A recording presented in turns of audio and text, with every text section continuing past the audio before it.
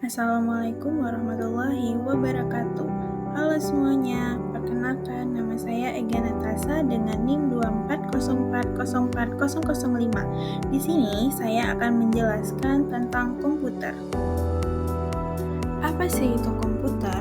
Komputer adalah alat elektronik yang dirancang untuk menerima data sebagai input, memproses data tersebut sesuai dengan instruksi yang telah diprogram, dan menghasilkan output berupa informasi dalam berbagai bentuk seperti teks, gambar, suara, atau video. Kata komputer berasal dari bahasa Latin computar, yang berarti menghitung, sehingga secara sederhana komputer juga dapat dipahami sebagai alat bantu perhitungan aritmatika. Apa aja sih fungsi komputer? Yang pertama, untuk pemrosesan data. Komputer mampu memproses berbagai jenis data dengan cepat dan akurat, seperti operasi matematika dan manipulasi data untuk menghasilkan informasi yang berguna.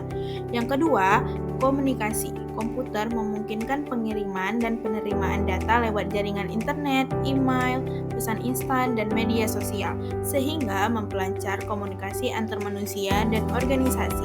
Yang ketiga, penyimpanan data. Komputer dapat menyimpan data dalam berbagai format, baik secara lokal, hard drive, SSD, maupun melalui penyimpanan awan, memudahkan pengelolaan dan pengambilan data. Yang keempat, pengelolaan grafis dan multimedia. Komputer digunakan untuk mengedit gambar, video, suara, membuat animasi, serta menjalankan aplikasi multimedia seperti game dan pemutaran media. Yang kelima, pemodelan dan simulasi. Dalam bidang teknik dan ilmiah, komputer membantu memodelkan dan mesimulasikan proses atau fenomena kompleks untuk analisis dan prediksi. Selain itu, komputer juga bermanfaat sebagai sarana kerja, hiburan, pendidikan, pengendalian sistem, dan pengembangan teknologi. Komputer meningkatkan efektivitas serta efisiensi dalam berbagai aktivitas manusia. Selanjutnya ada komponen komputer. Yang pertama, hardware atau perangkat keras, bagian fisik komputer yang dapat dilihat dan disentuh. Contohnya meliputi CPU yang jadi otak komputer, memori, perangkat penyimpanan seperti hard drive dan SSD, serta perangkat input atau output seperti keyboard, mouse, monitor, dan printer. Yang kedua, software atau perangkat lunak. Program dan instruksi yang dijalankan pada hardware terdiri dari sistem operasi yang mengelola hardware dan aplikasi yang menjalankan tugas tertentu. Yang ketiga, brainware atau pengguna. Pengguna komputer yang mengoperasikan dan mengendalikan hardware dan software termasuk pengguna umum, programmer, teknisi, dan administrator yang bertugas memelihara dan mengoptimalkan sistem komputer.